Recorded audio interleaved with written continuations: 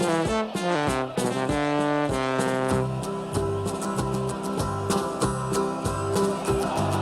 we come, blue and white, and we're looking good. You'll be in for a fight, and we fight pretty good. Getting goals is our job, and we get goals good. Looking good, we are Carlisle United. Hello everyone and welcome to the Brunton Bugle, the number one place to get your Carlisle United fix in the podcast world. I'm Lee Rooney. I'm Mike Booth. And I'm Dan McLennan. It's here, the League 2 season preview episode has arrived. Oh, it's going to be a mess this one, isn't it? We're going to look at the runners and riders for the next 12 months, talk about surprise packages, unexpected strugglers, crypto and big spenders, and we might even get predictions right this time. Well,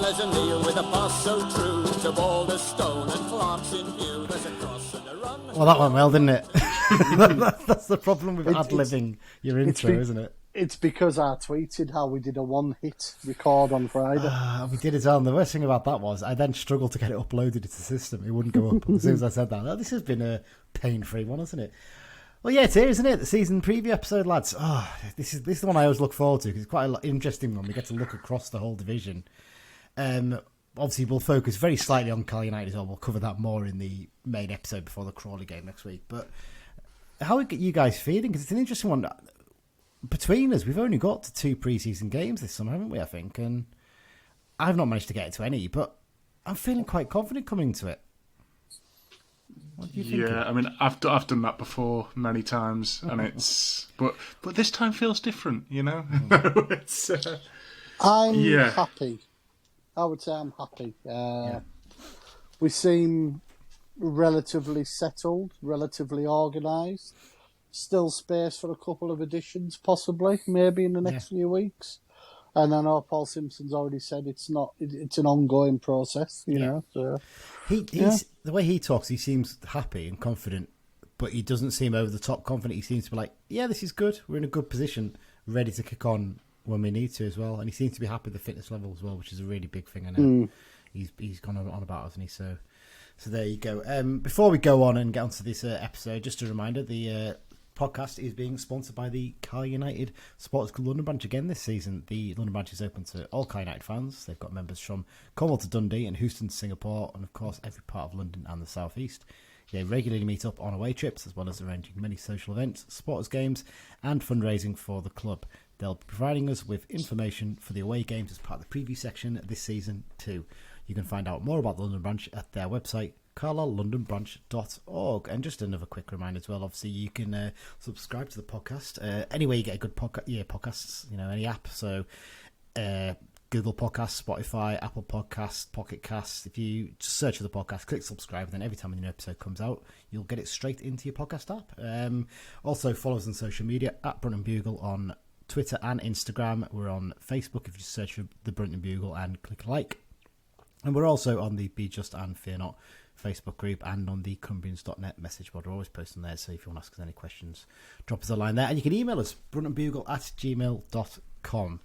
Right, well, that's all the admin side of things out the way. Let's get into today's episode. So if you haven't heard this one before, we've done this last 2 seasons, haven't we, guys? So it's basically what we do is we go through and we sort of have a little chat about each club in League 2. Now, we don't go into full depth on every single club because some of them, as you were saying before we came on air, Dan, basically they're just basically, you know, meat filler, aren't they? Basically for the middle of the table, they're not going to do a huge amount. We're not really that into cue them winning the league. Yeah, exactly.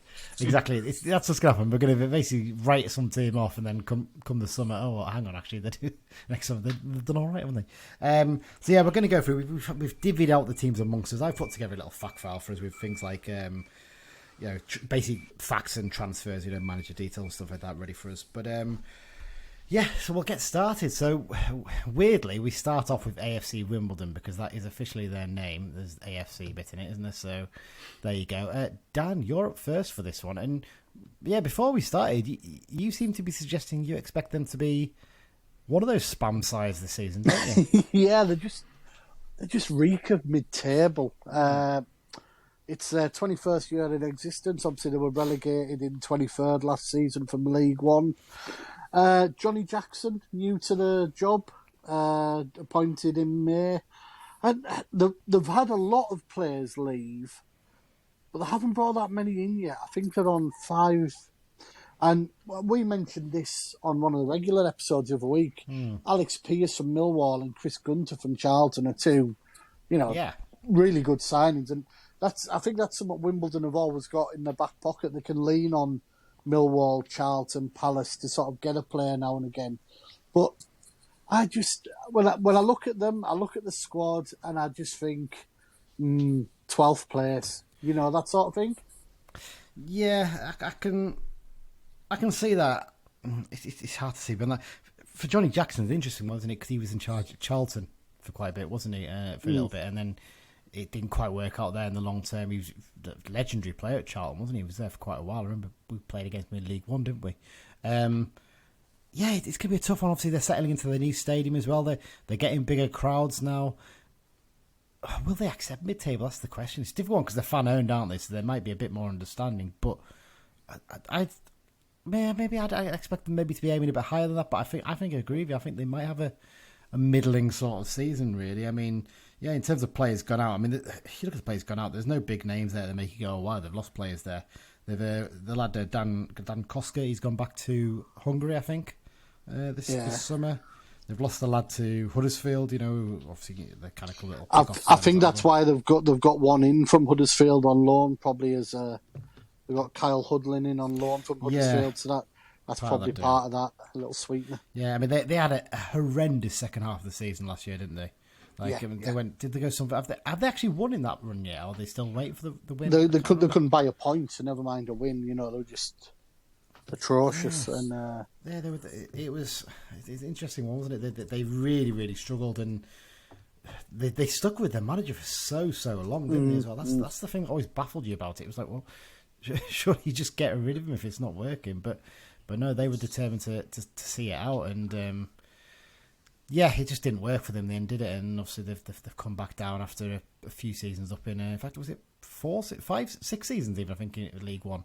Which was a decent run for them, to be fair, but yeah, they had Sam Cosgrove for the second half of last season, didn't they? Yeah, that's not really saying much, is it?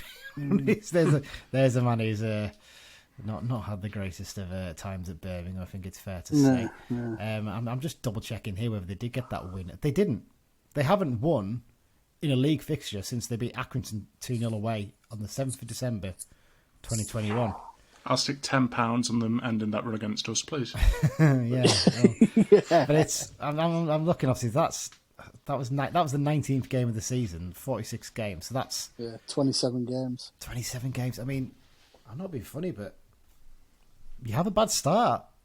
I was just going to say they need to have a semi-decent start, don't they? Yeah. Otherwise, people start to ask questions, don't they? No, AFC Wimbledon mid-table. Yeah, fair enough. I mean, the bookies seem to agree with that. 25-1 is the odds. I've basically taken the odds off a particular bookie. I'm not going to say which one because we don't really want to promote them because they're not giving us any money to do it. But yeah, basically, I've just taken one site and looked at the odds on it. So 25-1 they've got, so mid-table basically. Right, up next, I think this one's you, Mike, isn't it? It's Barrow, our friends down the coast. Yeah, well, obviously last season they were, in the last survival place, if you like, only 6 points from the drop, and they've lost a couple of the kind of only decent players, I want to say, like Remiel Hutton has gone to Swindon. I think he got loads of assists for them from like wing back, full back. Was he not in and out of the team a little bit for a period, I think? I might be wrong about that, but I think he maybe settled down towards the end of the season. But I think you're right. He got their fans were really miffed that he went, and Ollie Banks as well went to the league below. Yeah, personal reasons for both of them, wasn't it? I think at least Hutton, I think it was because he went for an undisclosed fee to Swindon, and I have a feeling it was because he's from down that way, maybe is why they let him. But yeah, not great. And obviously, you mentioned Banks there. I mean, Chesterfield have got big money, so you'd fully expect them to be up near the top of the National League this season. But yeah, it's tough one for them. What do you think about the new manager, Pete Wild? That's an interesting appointment, isn't it? Comparing what they've gone for previously, at least. Yeah, I mean, how many managers have they had in the last 3 years now? It's probably like their sixth, in maybe even more than that. Yeah, from the top of the head. Well, they had Dunn, they had Jolly, they had Rob Kelly took over a bit, Mark Cooper, Phil Brown. Yeah, and Pete Wild, you're absolutely right. 6. I didn't even realise it. I mean, 6 managers. Wow. And they've got like what 9 players in, but a couple of them are sort of untested kids from under 23 setups. Harrison Neal is good. I think he was on loan at Southend last season because they had a bit of a revival from January. Yeah. And he's like a tough tackling midfielder that I wouldn't have minded coming here, to be honest. And obviously Richie Bennett has gone back there. But yeah, I don't see any names in there that I think, oh wow. Like some other clubs have names that they've brought in, and you think, oh, that's a good signing, and they don't really have that.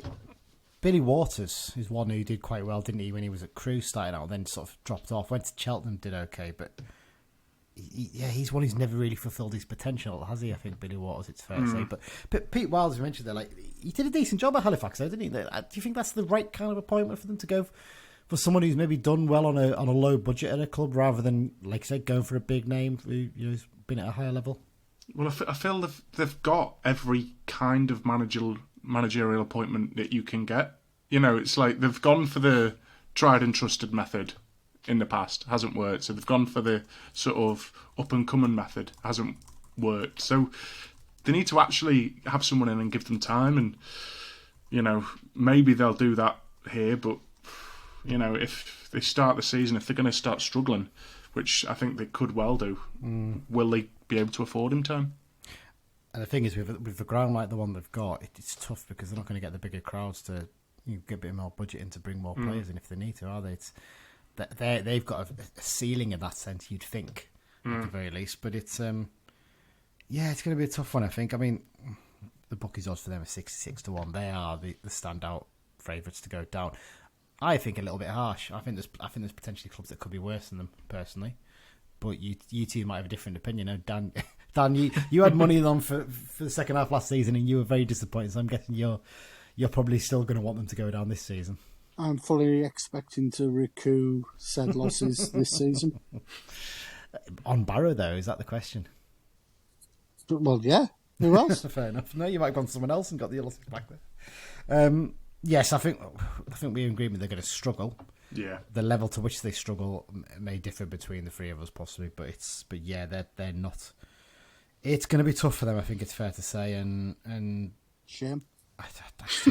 If they are going to stay, whatever, I just hope they sort out that bloody away end, because it is a disgrace, really, isn't it? I mean, it's... Apparently, they were doing something to it. I will try and ratch out some photos by the next time we record.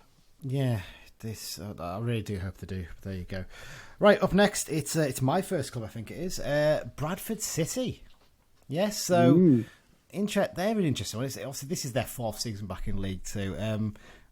A big turnover of players this summer, it's fair to say.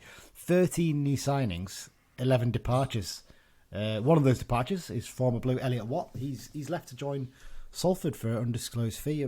Maybe a little bit of a surprise, that one, although maybe not the kind of player Hughes rates. It's an interesting move, isn't it? It's very much a sideways step, I would say. It's just looking on this lovely sheet you've created. Is there any real... There's a couple of standouts, but for 13 signings and the money they've got, maybe expect a little bit more. So Chapman's the standout, isn't he? Chapman and Smallwood. Smallwood for me. And Smallwood. Well, Smallwood made 42 appearances for Hull in the Championship last season. Yeah, so I don't know whether they basically let him go because he's getting a bit old. He's 31 or whatever, but I mean, he's still decent age. For a midfielder. Well, when you look at some of them, you know, Verdane Oliver from Gillingham, Matt Platt from Barrow, Emmanuel Ozadibi from Walsall, they're good League Two players, but are they promotion-winning players? Yeah, Oliver's an interesting one, wasn't he? Because he's one who he seems to move around a few clubs as a target man. And Keith Curl wanted to sign him for Carlisle. He spent about 2-3 years trying to sign him, didn't he? Yeah, he was trying to get him in and never did. Then he finally got him at Northampton. Yeah, and I think he played a part in them going up there, to be fair. So he's probably a useful one to have in there. I mean, but beyond that, Jamie Walker looked quite good when he played against us in that final game of last season. But yeah, I agree with you. It's kind of like... It's a difficult one to judge. I suppose you're backing someone like Hughes to be a really good coach, aren't you, and get the best out of them. That's what they're probably hoping for. But sometimes you need like good League Two players. Like one bit where like Salford went wrong is they're just signing League One players, but you need actual players who know the league and can graft out points rather than just good footballers. He seems to have shifted on quite a few of these marquee signings they got in as well last season quite quickly, hasn't he? Actually, I'm just looking down the ones who've left. Podie O'Connor, obviously he wasn't a marquee one last season, he's been there a few years, but he's gone to Lincoln. Charles Vernham, there was another big name coming. He's gone to Lincoln as well. I think what it is with Bradford, looking at these lists and that, can you see them being top three with what they've got? And I have to question that. I think I could potentially see it. If it clicks, yeah, but it has to click. I have a feeling they'll have enough spare to bring in players in January as well. So there is that, yeah. Top 7, I think they've got a very decent chance, but yeah. I would argue as well that because we've done this a couple of years now, they've had better teams going into other seasons that haven't done very well. You say better teams, would you say better looking squads? I think that's there's a difference, isn't there? You can have a squad that looks really good with a lot of good players, but do they work as a team? Not necessarily. Hughes might be thinking, I'm getting these players in because I want to build a team here. I mean, let's be fair to Hughes here. When he was manager at Stoke, he maybe necessarily didn't have the greatest squad. He had a few good players in there, but he put together a good team that actually stayed up beyond what Pulis had already done with him, didn't he? He did a decent job there. Did he get him to Europe, actually, didn't he? I think, Stoke, I'm sure, when he was manager. So he's backing himself to do that. I don't know. I think they're going to be right up there. I mean, like I said, signing someone like Smallwood straight away makes you think. I think they'll be up there, but I don't think they'll be right up there. Yeah. If that makes sense. Yeah, I think they might struggle to get top 3. Yeah, 7 should be. 3, maybe not. Yeah, I think it might be tough for them. But yeah, I mean, just quickly, in terms of pre-season for them, very hit and miss for them, actually, to be fair. So they opened up with a 2-0 win over their local rivals, Bradford FC, which is the real name for Bradford Park Avenue, those who don't know. They lost to Derby. They beat York, and then they beat Sunderland 2-0, actually, quite an impressive result. But then they lost 3-0 to Chesterfield in a game there was a bit of bother, wasn't there, I think, in terms of stuff on the touchline stuff. It was a bit heated, it's fair to say. But I know Chesterfield are well backed, but Bradford surely be going that thinking, last proper pre-season friendly, you don't want to be losing that 3-0. So it could be a tough one if they don't have a great start. But like I said, I expect them to. I think the pressure's going to be on him to finish top 3. Hughes, definitely. Oh, definitely. Whether they can or not remains to be seen, doesn't it? Right, who's up next? We're going down the list. We're not doing obviously Carlisle yet. We'll just talk about them. We'll save our Carlisle bit for our possible interview. Yeah, we'll maybe try and get a bit into that one as well. We'll have to wait and see. Colchester United's up next, Mike. Yeah, and that's you. Yeah, well, I think they're really going to struggle. Obviously, they lost Shamal George to Livingston. And 4-year deal? Yeah, I know. What's that about? A lot of their fans have said, like, if it wasn't for him last season, we would have been down. So them performances against us, where he just seemed to save everything that was thrown at him. I think Is it some bloke called George Shamal or something? Yeah, exactly. It's not the player we had on loan. It's one of those ones, isn't it, with Shamal George? I think he was very young when he came to us, wasn't he? And the pressure just got to him, and he's actually clearly gone away and done well for himself. To be fair, just one of those ones, isn't it? So yeah, but yeah, I think they've lost 12 players and only brought 3 in. And one of the 3 that they brought in is a 22-year-old West Ham reject, Osama Ashley, who's never played a game of senior football in his life. So, yeah. Well, I don't think they're going to do very well. I'm just looking through the squad as well, Mike, as you were talking there. They've only got 20 players. The average age of their squad is 27.2, which is the joint third oldest squad in the division. I should point out, though, when I was looking at this before, Carl United got the youngest average age squad in the division next season, 22.7. Quite incredible, that, isn't it? It's a squad that young. One of the bigger squads is 25. Obviously, there's a lot of first-year pros in there, but yeah, just a little bit of a tangent there. But yeah, I mean, I'm looking through the squad here, Mike, and they've still got a lot of those old Ipswich players in there, haven't they? Yeah. I mean, to be fair, then one standout signing for them, Alex Newby. He's one I wouldn't have minded signing from Rochdale. I think we all agree he was very impressive in the game where we beat them at Brunton Park. But I think it tells you something that he's only gone to Colchester. Yeah, it's a strange move as well, because he's not from down that, he's from Barrow. Yeah. So it's a really, really strange move, isn't it? It doesn't really make sense unless they're going from Rochdale to Colchester. Sort of tells you something. Maybe an attitude problem, possibly. I don't know. It's tough. They've got some shenanigans going on off the pitch as well, a bit, haven't they, Colchester? I think. Well, the owner's put a lot of money into them down the years, hasn't he? And he sort of. He almost sort of stopped the tap, didn't he, basically, and said, I can't put any more in, which is fair enough. The amount he's putting in building the stadium, that, and he wants them to be self-reliant. And it's just, if you watch, it's just gradually, game by, season by season by season, they're dropping off. And they've got a tough opening fixture away at Northampton as well. If they get off to a bad start, I'm you, Mike, I think they could really struggle. I think it could be a really long season for them, and relying on all these older players as well. You need a good mixture, really, not just younger players. No, you need some, you 25, you 26-year-olds, don't you? The ones who, in their prime. They don't have a huge amount of that. It's a lot of older and a lot of younger. It's like you do need experienced heads, but I think they've got maybe too much experience. Yeah, and with Shamal George gone, they've only got one goalkeeper as well. You sort of feel that the players have got are just there going through the motions, picking up the wages. There's a danger of that as well. Obviously, the talk of the fact that that's one of the reasons why those players from Ipswich go there is because they don't have to move far. Yeah, we don't really want. I'm sure that's not the only reason. I'm sure that no, professionals, but there's a worry with that, isn't there?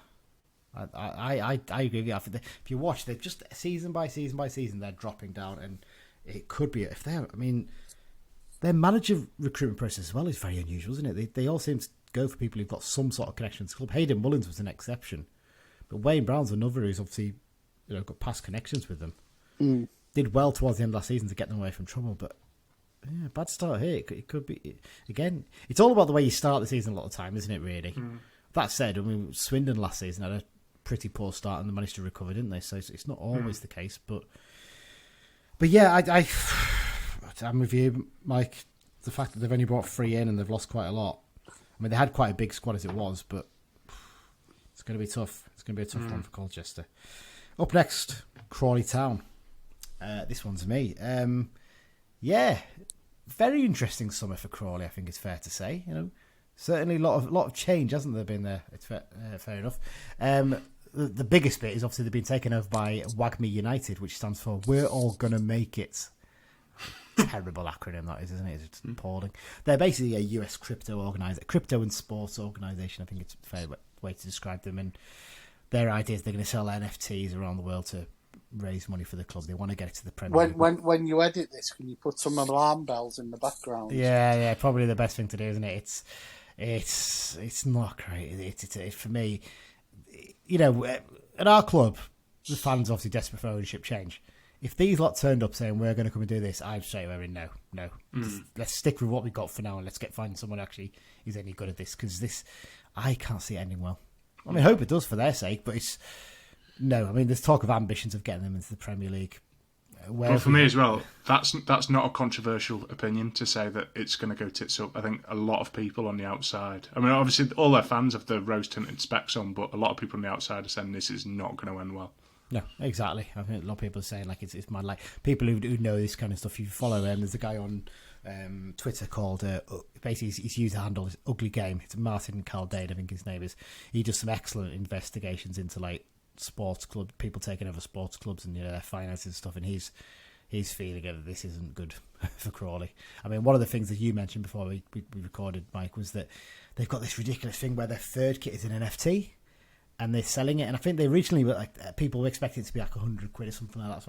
And it come out with something like £300 or £400 it was going to be for it. And like even like all the crypto types on Twitter were like, "This is ridiculous. This is not what you promised," and stuff like that. So I don't think the market's quite there for it. I think it could end in tears. I think it's fair to say. In terms of stuff on the pitch and in the coach, his office and stuff like that, John Yems left in the summer. Probably less said about what happened with that, the better, because it's not a good situation.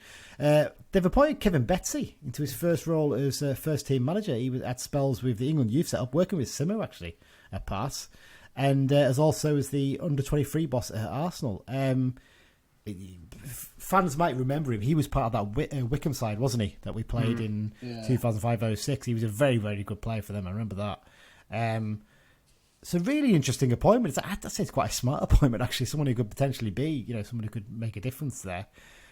The biggest shock, though, has got to be their marquee signing this summer. Dom Telford, last season's League Two top scorer from Newport County, turned down a new deal there, and everyone's like, "Oh, he'll be going to a League One club, or he'll be going to here where there's a bit of money." And he turns up at Crawley. Now, I don't know what your thoughts are on this, guys, right? But I think it's a bit of a risk if they've thrown a bit of money at him, because he had a great first half of the season last season, but look at his stats for the second half of the season. His goals dropped off quite a bit. He's only like 5'8", isn't he? 5'9", and like short lad, yeah. A lot of Newport fans said, like, you need to play him in the right way. He's not one of them strikers that'll just sort of fit in any system. But for me, obviously, like you say, there's League One clubs sniffing, and in a situation like that, when he's on a free, it's kind of who offers the most money kind of thing. And if there's that many clubs will have been sniffing around him. For him to pick Crawley over all of them, they must be offering him some serious money. I'm talking like 3-4 grand a week at least. I've heard it is up towards the higher end of that. That's the room I've heard from someone. I mean, I'm looking here. He scored 26 goals last season. His 25th goal came on the 26th of February. It was 2 goals he scored against Tranmere for Newport. He only scored 1 goal in all the remaining games last season. He had a brilliant run, to be fair. When you look at it, he scored loads of goals first half season, but sometimes you have players who get purple patches and they don't replicate elsewhere. I think it's a.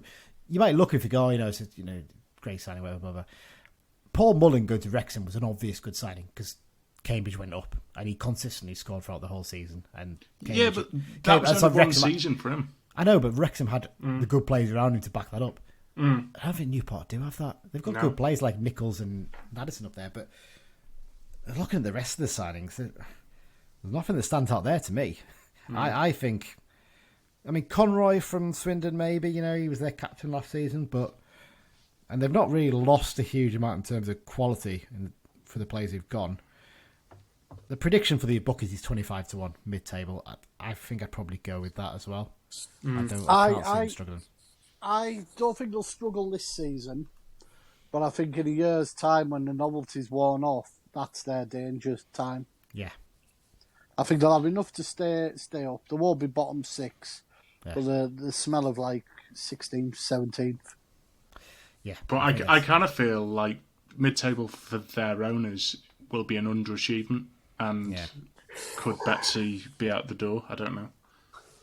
I think they might be a little bit unrealistic in expectations. I don't. Definitely. I think they might not realise there are some very big clubs at this level that have got serious cash that they're spending on their whole squad, not just one signing. So I think it's one of those ones. Again, depends on the start, doesn't it, and how they get on with that. It's got a tough game starting up, though, haven't they?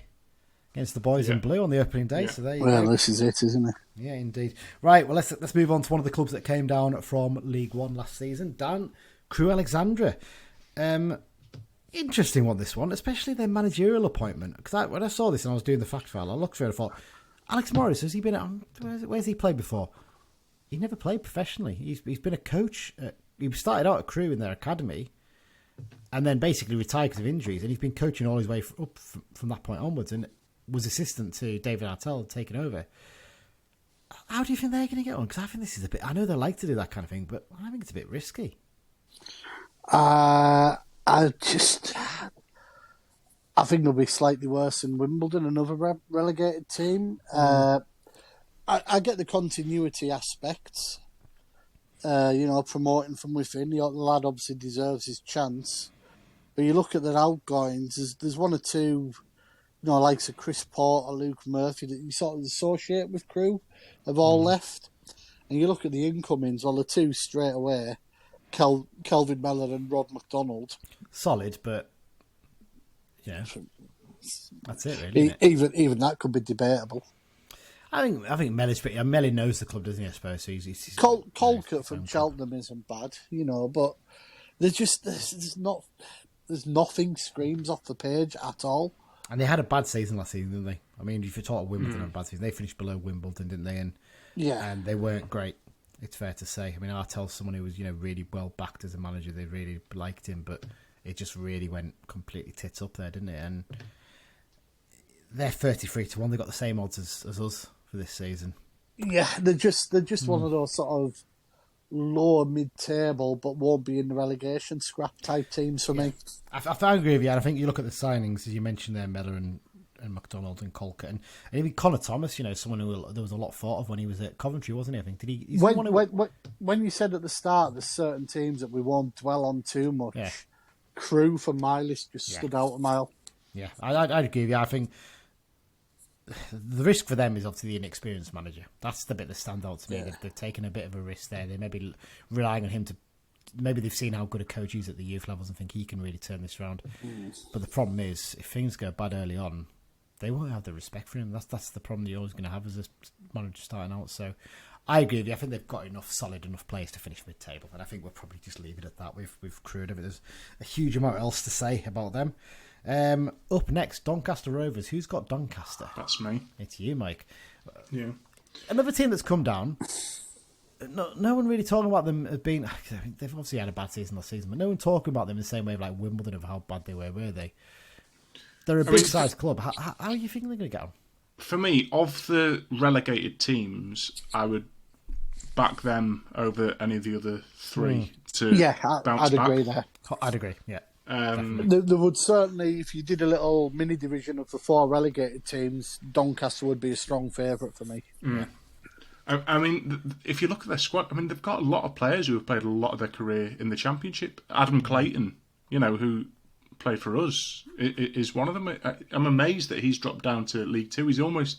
Because he basically joined them midway through last season. And then he's kind of skipped League One almost, because he was only there half a season. He's gone from Championship to League Two in the space of a year. I think he's had a couple of injuries, but he's one hell of a player on his day. He's way too good for League Two. Yeah, I'd expect him to be pretty good as well. I mean, George Miller is one at Barnsley. There was a lot of thought of him when he was younger. Did okay at Walsall last season. Lee Molyneux, when he left Hart before, I wouldn't mind him, but obviously he's gone to Doncaster. You look at the squad; it's not too. Tom Anderson's there as well, who had a loan spell with us. Yeah, good defender. And Adam Long joined from Wigan, who played a lot of games for Wigan last season, and a lot of Wigan fans were a bit like, "Huh?" when he left them. So, yeah, I think I'd be backing them to finish maybe playoffs. Yeah, they've got one of the biggest squads in the division with 26 players. So, do you expect them to be well stocked in terms of that kind of thing as well? Just having a quick look through the squad here again now. Yeah, I mean, Tomlin's an interesting one, isn't he? Because he was a player who's got real quality. He went to Walsall last season, just didn't do anything, did he? I don't think he ever managed to get himself fit. That's one of the biggest issues. Lots of good players now, lots of experience actually as well when you look in terms of older players. Maybe not quite as many young players in there to give them a bit of fresh legs. Maybe one slight concern they would have. But, I just feel they had a tough season last season, so you'd expect them also, you think, they've struggled. They haven't made massive changes. Made a few, to be fair, actually, when you look at it, actually, about 8 or 9. 8 players, come in. Yeah, I think they're going to be round about the playoff fight, possibly. You say they've got experienced players, but looking at the experienced players they've got, I'd rather have their experienced players than, say, Colchester's experienced players. Yeah, no, that's a fair point. Yeah. Fair point. Kieran Agard, who's, decent target man who's probably good level. Tommy Rose being about the block, Yeah, John Taylor as well, actually, in midfield. I think he's injured at the moment, though, possibly, so I'm not sure how long he's out for. Harrison Biggins, decent player. He's played a few times against us for Fleetwood, I seem to remember in the past, and he's pretty good. So yeah, I have a feeling they'll be just outside the playoffs, is what I'm thinking now. Maybe round about that. I would say top 10. I think top 10 would be fair for Donny. Yeah, definitely. Right, well, I think we've covered about 8 clubs there, so maybe we'll take a little bit of a break, and we'll come back, and then it's up next. It's Gillingham, which is one of my clubs, I think. So we'll be back in just a sec. This is John Mellish. You listen to the Brunton Bugle. And we're back for part 2 of our season preview episode. And as I mentioned there before we went on the break, it's Gillingham next, which is one of the clubs I've got. I think they're going to struggle. I genuinely think it's going to be a really tough season for Gillingham. Of all the clubs that have come down, even though they were the ones closest to staying up, I don't know. When I look at it, I had a look and I dug up their pre-season results, and they've had an appalling pre-season. Like, really bad in terms of, I know you can't always read too much into it. You have seasons where you'll win every single game and then you're like you have a terrible season. But they started up with a 2-0 win over Folkestone in Invicta, sorry. Great name for a team. But then they lost to Deal Town, but that was an 11, so it might not have been as strong. But they lost to Dover Athletic. Yeah. In a game, and Dover are not a good side these days. I mean, they lost to Luton, they lost to Portsmouth, they lost against the Crystal Palace side, and the only other win's been a 1-0 win at Southend. So it could be tough. I mean, Steve Evans was there for quite a while, wasn't he? He didn't really do as well as he should have done with the resource he was given. Ended up basically leaving at the start of the year to finally go to Stevenage. That was a bit of a protracted process, I think it's fair to say.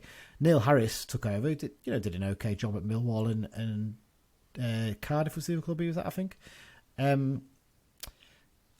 mean, they're back in League Two after 9 seasons in League One, and the last time they were relegated down, they actually went straight back up as champions. We're not going to see a repeat of that. I can definitely tell you that. They've got a small squad. There's only 18 players in it at present, and 11 of those are new signings. So they've only got 7 players they're carrying over. But I mean, last season they only went down in goal difference as well, which I find mad when you look at the squad, really. But yeah, I mean, in terms of players released, Mustafa Carriol, is one who's quite well known, and Danny Lloyd, Oliver left. Obviously, we mentioned that, Ben Thompson. But the players coming in, there's none really that made me go, wow, that's a really good. But Jake Turner from Newcastle as goalkeeper. He's had quite a few loan spells, I think. You look at Kashket and Mandron from Crewe, another team who got relegated, and just doesn't. That makes you think, really? So if Crewe were quite happy to let them go, I know you can't judge players; they'll do different other clubs. But you sign a few players like that.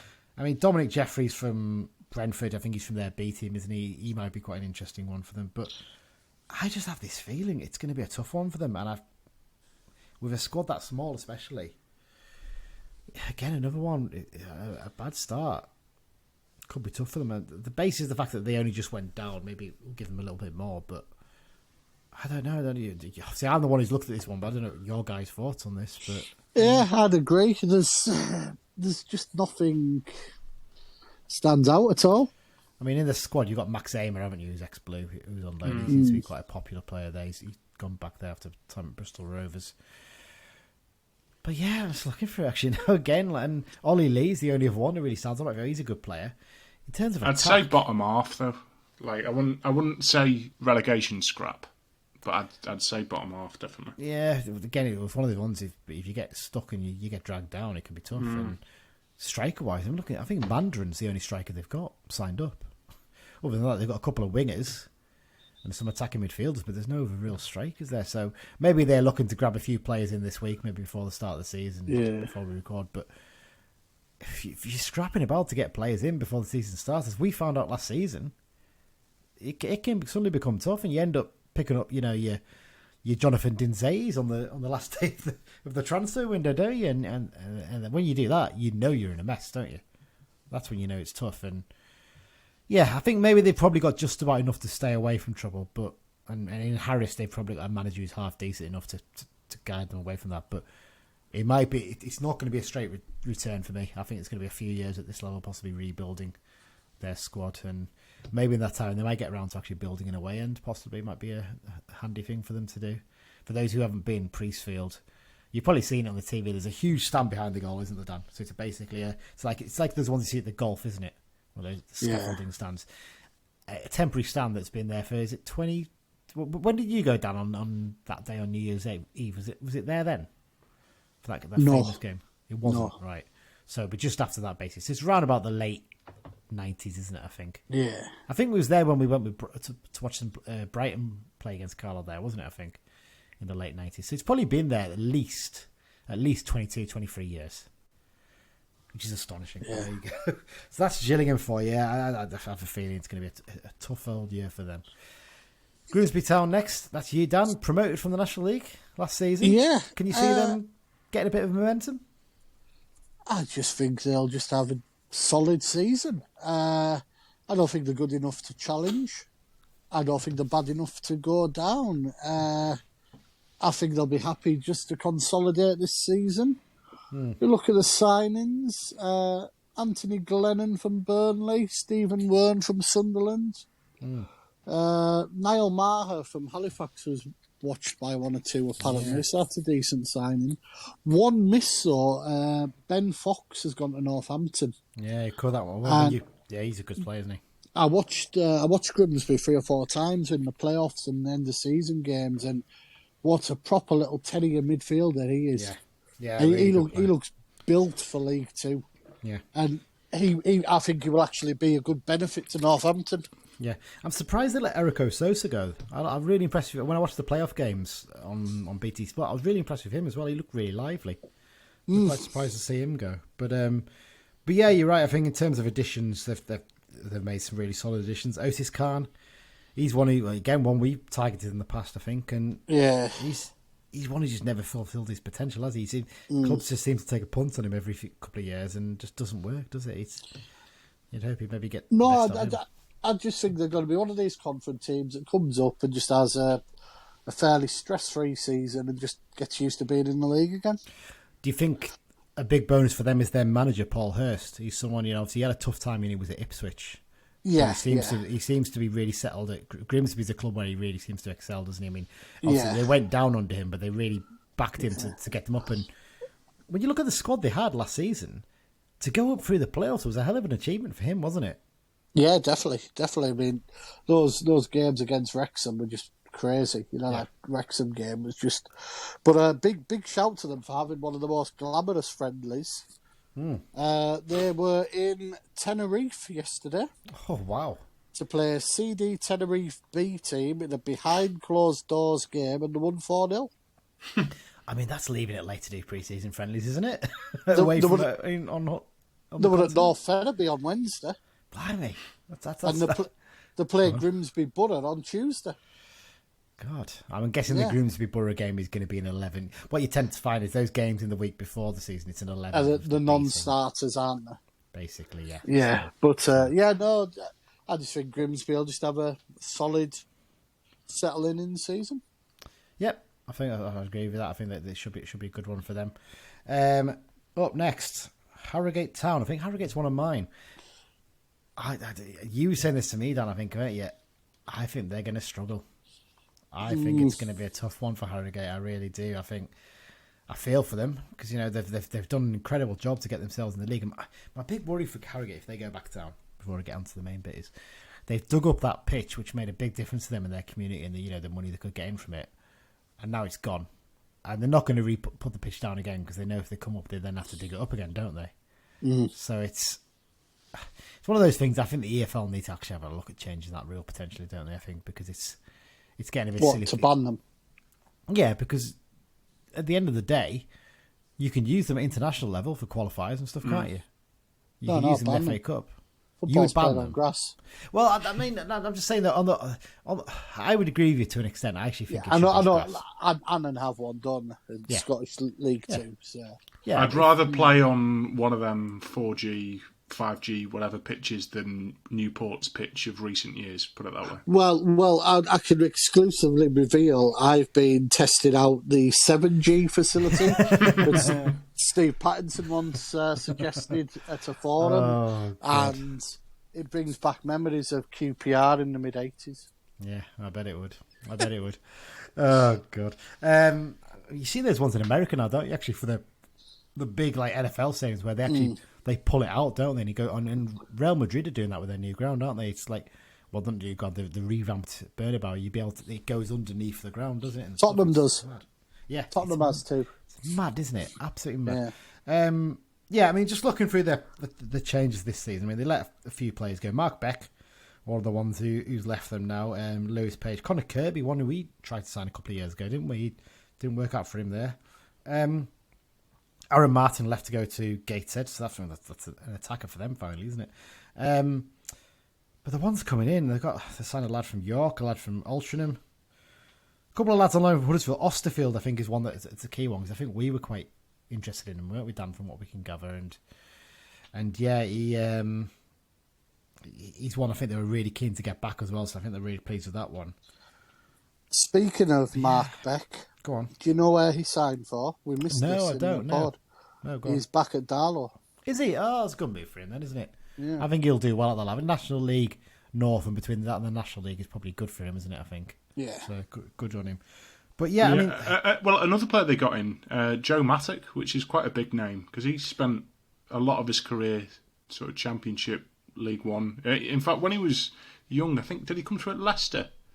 And the name rings a bell. Yeah, I seem to remember. Big things were thought of him, and he just never really kicked on.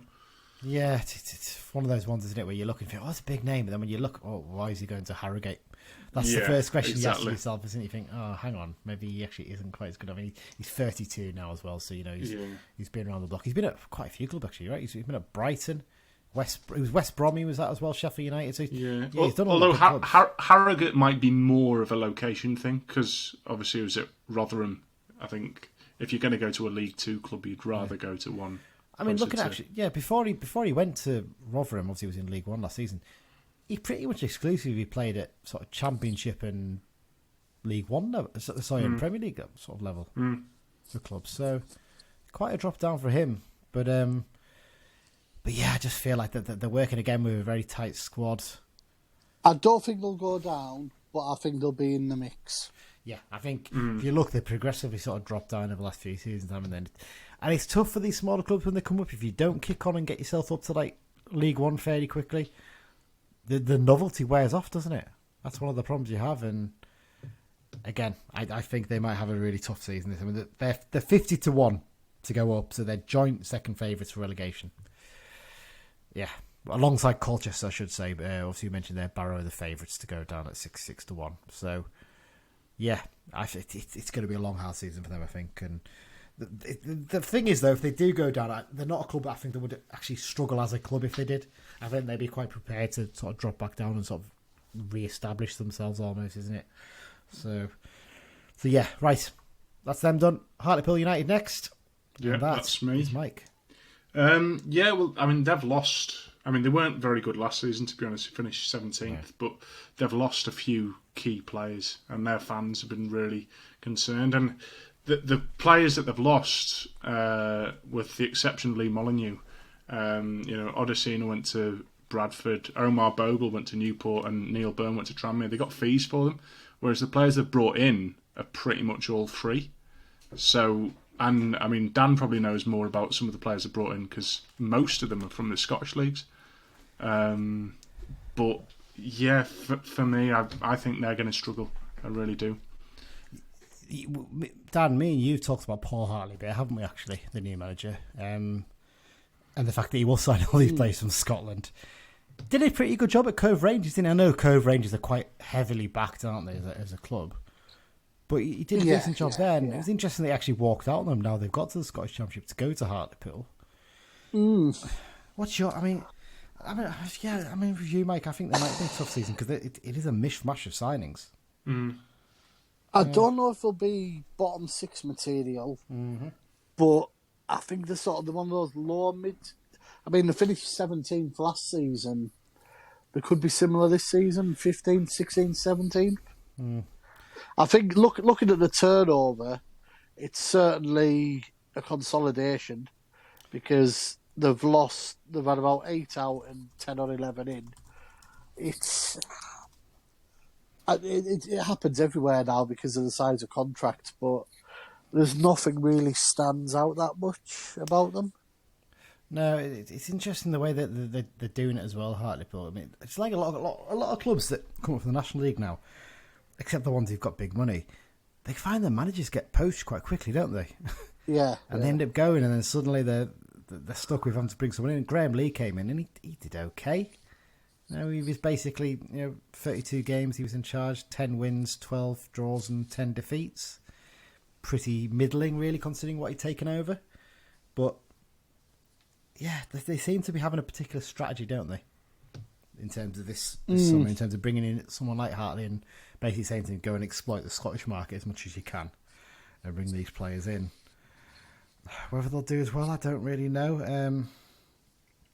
The lad from Virginia Beach City is an interesting one, isn't it, really? I was just looking at that. That's a little bit different, isn't it? It's a random one, isn't it? Really, really random.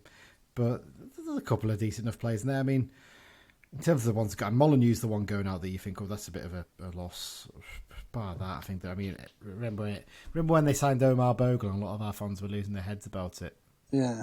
How's that one turned out?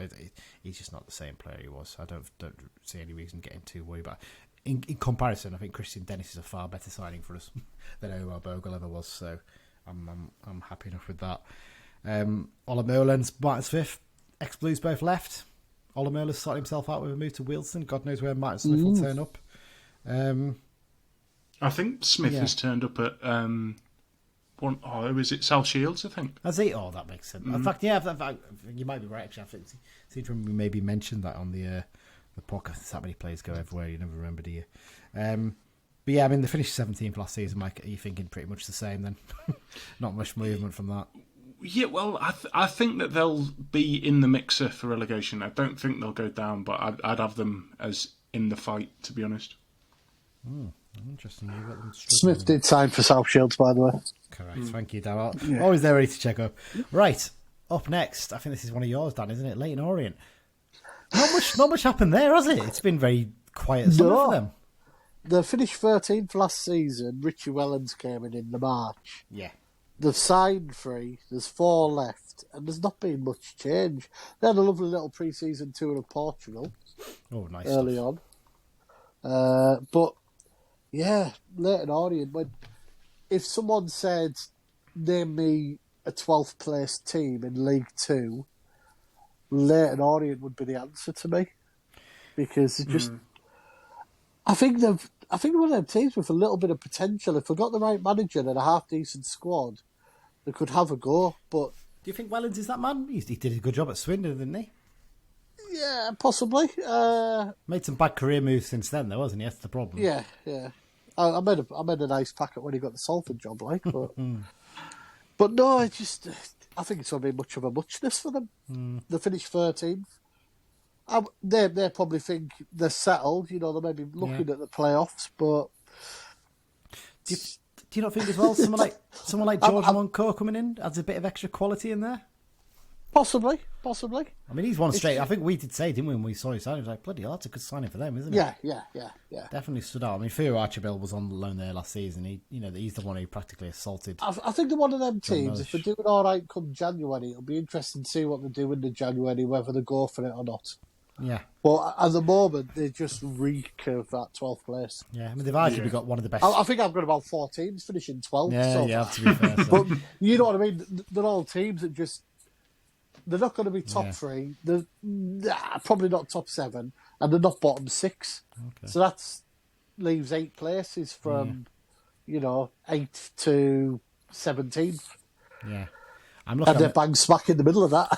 Yeah, I'm just having a quick look at their squad. I mean, they've kept Lawrence Vigouroux as well, who's, arguably one of the best goalkeepers in the division as well, isn't he? So that's a decent one for them. Adam Thompson gives them good experience at centre-back as well. Others, they've still got Darren Pratley there as well. He's a 37 now. He'll be 38 by the end of the season. Decent enough player. The one area I'd say is their lack is maybe a striker. They've got big Harry Smith there, but bar that, that's maybe where they're lacking a bit of something. Interesting note, they've given professional deals to, it looks like 4 or 5 different young lads. Four lads basically have come through their youth setup. Looking for all the club squads, I haven't noticed that as much, actually. A lot of squads. Don't seem to be as many youth players coming through. So, Orient are always one that do that, though, aren't they? They're always keen to get, like us, they like to get young players through, don't they? They pick up the scraps that the likes of Arsenal and Tottenham and West Ham don't go for quite often. Yeah, I mean, fair enough then. Mid-table, we think they're going to be. Right, next, it's Mansfield Town. I mean, they must be smarting a little bit from that playoff defeat against Port Vale. They did not turn up that day, did they? I think it's fair to say.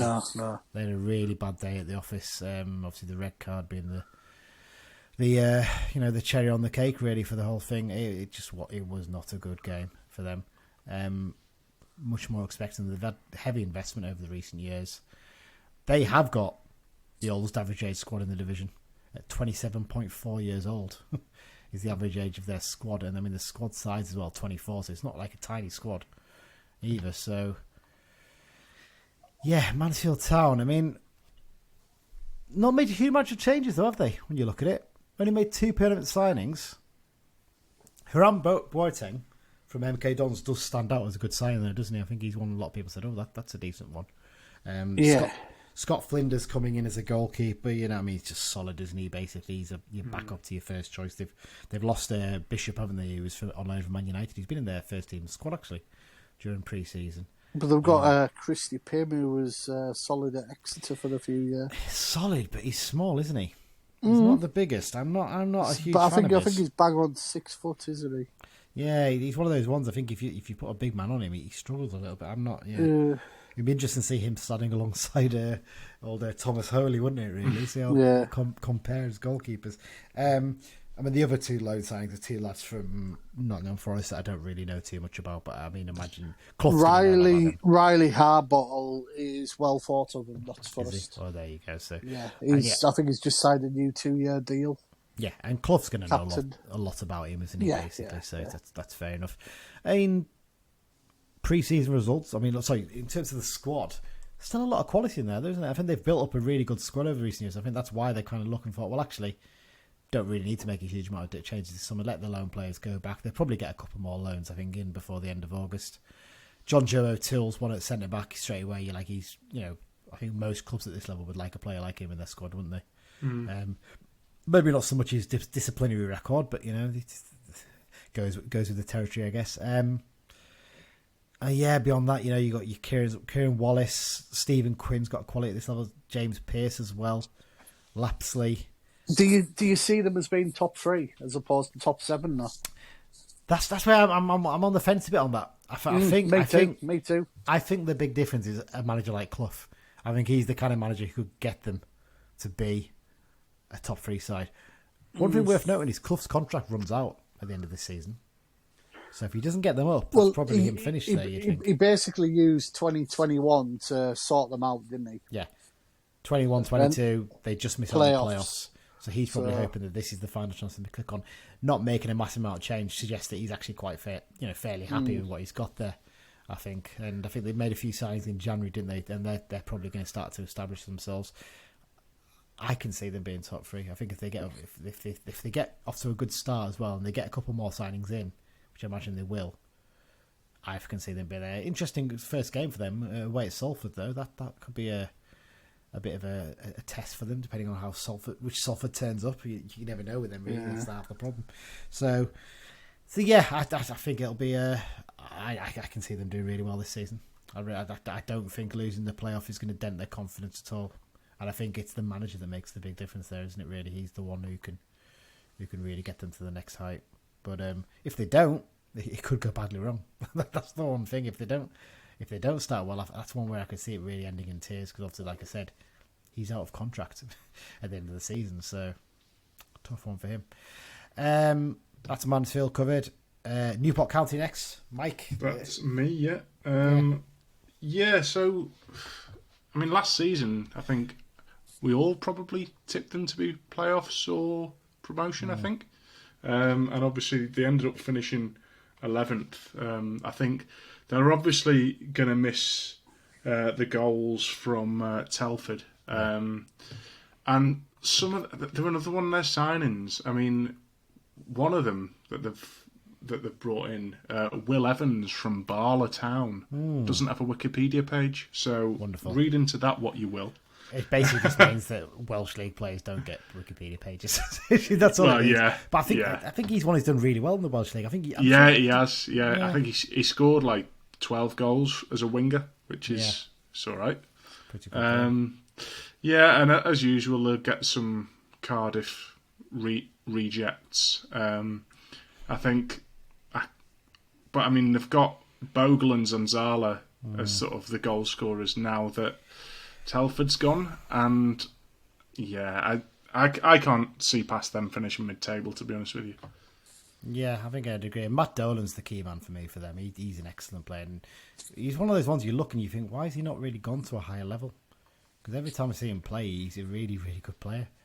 But he just doesn't seem to get that big move, does he? I know he's been at Borough in the past, obviously, where he started out, and then he obviously went to Hartlepool. But yeah, it seems a really weird one. He's been there for what? Yeah, he signed in the summer of 2017, and he's never really gone into the next level. It's quite a disappointment. Adam Lewis on loan as well from Liverpool. He's had a few loan spells as well elsewhere, hasn't he? Maybe not quite kicked on, but he's played a few first team games for Liverpool, like cup games and stuff. Yeah. So he's probably quite well thought of there. Yeah. It'll be interesting to see how he gets on too. So yeah, again, are we basically saying they're a spam team, Mike? Yeah. They're going to finish 12th as well. Okay. The biggest 12. Are they basically all going to finish on the same number of points? With the same number of goals. With a 0 goal difference. And basically, they're going to be decided in alphabetical order. Well, every game they play against each other will be 1-1. Yeah, that's the way it'll work. Well, there you go. So that's Newport, another spam club. Next up, a club I don't think is going to be a spam club. I don't know what you think, Dan. Northampton Town. I think they're going to have a good season. I agree. I'm going to confidently say they're going to be top 3. I think I really do. They've lost a couple because they lost the keeper. Liam Roberts turned the contract down, went to Middlesbrough. Yeah. You can't blame him. No. And Fraser Horsfall, the Stockport pound was waived and off he went. But looking at the players they brought in, they brought Lee Burge in from Sunderland to replace Roberts. That's a good signing. As I said earlier, talking about Grimsby, Ben Fox has come in. Danny Hilton from Luton. I mean, Hilton's the one that stands out, isn't it? And Sam Sherrin from Bournemouth. There was a whole host of clubs after this lad. Yeah. And they went undisclosed on him. And they also went undisclosed on Odimeo from Swindon.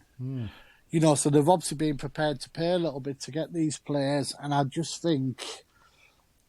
I actually tipped them to do bad last year, and for the first half of the season I was right, and then they clicked, didn't they? Yeah. And they climbed up and they got the playoffs, and they were quite unlucky not to go up automatically. Well, Bristol Rovers 7-0 over Scunthorpe did that, didn't it? That's ridiculous, that, isn't it? I don't think they'll be relying on that this season, and I think they're going to have a brilliant season. Yeah, I think you got hold of John Guthrie as well, didn't he? The centre-back who was massive for them. I think he was team of the year. Yeah. I think the one thing that stood out for me when we played them was they didn't have a striker. They didn't have a focal point. And Hilton is that, isn't he? He's an experienced head. He's going to be an absolute pain in the backside for it. I mean, he's one of those players you absolutely hate when he plays for an opposition, but you think he's like a joke or anything. You think, oh, I'd love to have him in our squad, though. I mean, if he was at Brunton Park, he'd be a legend, wouldn't he? We absolutely love him. You've got your established, like your Hoskins, your Mitch Pinnock, McWilliams. There's solid players here. There really is. Yeah, definitely. He's one I really and like. I mean, like they say, Hilton may be 33, but he knows how to score goals. Yeah.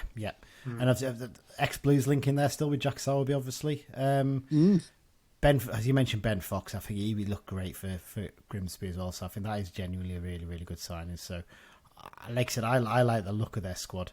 Lee Burge as well. You mentioned Lee Burge. Funny enough, I had heard a rumour that we were quite keen on him. So, good signing for them. I'm not sure about that. Thanks, Alexa. Alexa isn't sure. Well, she's not sure. She isn't. No, what's she saying? Top 7? Yeah, maybe she is. That's the second appearance this season for Alexa, isn't it? She gets about. Yeah, I'd agree with you. I think they're going to be right up there. I can't see anything otherwise. I think they'll be a tough team to beat. So there you go. Right, so I think that's the end of part 2 then. What's a free part of this week? That's a busy one, isn't it? There you go. So we'll just take a little break and then we'll be back. It's a good job our stock players, isn't it? It is very good, isn't it? But there you go. Here's part 3. Hi, it's Morgan Feeney and you're listening to the Brunton Bugle. Bootle's finest there, Morgan Feeney with his little bit there. Up next, it's Rochdale, and as usual, we always give this one to Mike because Mike's got a mate who's a Rochdale fan, so he can get us a bit of a gen. So, Mike, what are we thinking? Are they going to be a spam team? Are they going to, be round about where they were last season, or is it going to be another tough one for them? I think they might finish 12th as well. Oh wow! No, I mean, my mate was saying that because obviously they played well against us in that game at Brunton Park, but they were just lacking that bit in the final third. And he said that Ian Henderson, who they've obviously brought in, is exactly what they've been missing. But they've lost a couple of players as well. Owen O'Connell went to Charlton, who I think would be a big loss. Yeah. And Corey O'Keefe to Forest Green as well. Corey O'Keefe's a weird one because they had him on loan and then they made an effort to really sign him in the January. And then come the summer, he's gone. I think that's to replace Kane Wilson, though, isn't it? Because I think he left Forest Green to go to Bristol City. So, yeah. But yeah, Henderson is only 4 goals away from being Rochdale's all-time top goal scorer, which isn't something that you see happen too often at this level. Bringing him back is an interesting one, isn't it? Because he's not young. It's fair. How old is he now? Is he 39, 40? Near enough? Yeah. But I think he because he didn't set the world alight at Salford, but I think he still averaged like a goal every 3 games or so. Which Salford was a weird setup there. The team wasn't really built around him, was it? Where she was at Rochdale when he was there first time. So yeah, is the feeling amongst Rochdale fans that they're confident, or how are they feeling? They just think that they're gonna it's gonna be pretty mid-table. In fact, he actually messaged me and said that he reckons they'll finish about 12th. So that's not just me saying they'll finish 12th. Well, there you go. But yeah, I mean, like I said, I'm looking at it. It's 37 Henderson. I had to double check that just to see how old he was.